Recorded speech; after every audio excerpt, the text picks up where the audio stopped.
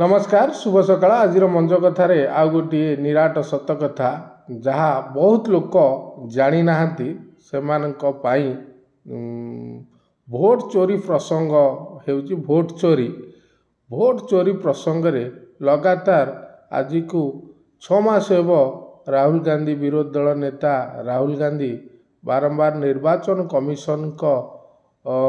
विरुद्ध रे तथ्य प्रमाण सह माने खुलासा करि चलिसंती। यहाँ परे मध्य निर्वाचन कमिशन केवल पदिए दुई पद धाड़ी रे यह भित्तिहीन कहीकि चुप रहउचंती, किंतु निर्वाचन कमिशन केबे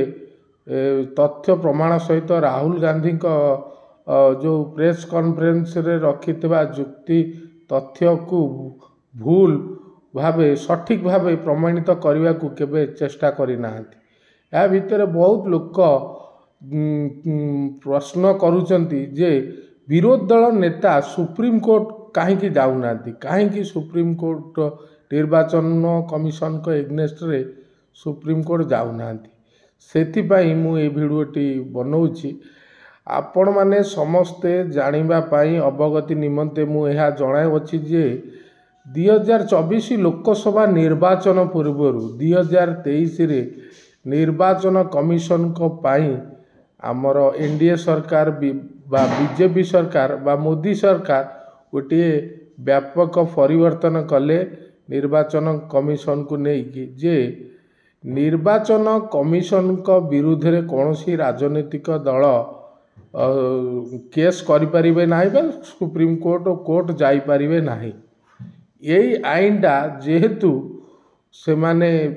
संसद रे पास कले आईन आनिले जा फल रे विरोधी दल गुड़िक उपाय शून्य हो गले। जो सेतेबेले मध्य ये आईन को जोरदार विरोध करा जायथिला, किंतु दुर्भाग्यवशत यह संख्या बल जोगु यह पास होइथिला, किंतु मीडिया यह को व्यापक भावे देखेला नहीं। जो मीडिया सत कहिबा न्यूज आउ देखो नहीं से लोक माने यह किपरि जानिबे। तेणु विरोधी दल माने भोट चोरी प्रसंग रे सुप्रीम कोर्ट एथिपाई जाई पारु नाहांती जे 2023 मसीह रे गोटे अगणतांत्रिक आईन कहले ठीक हम यह पास कराई निया जायछि। निर्वाचन कमिशन को आहुरी शक्तिशाली करा जायछि, जा फल रे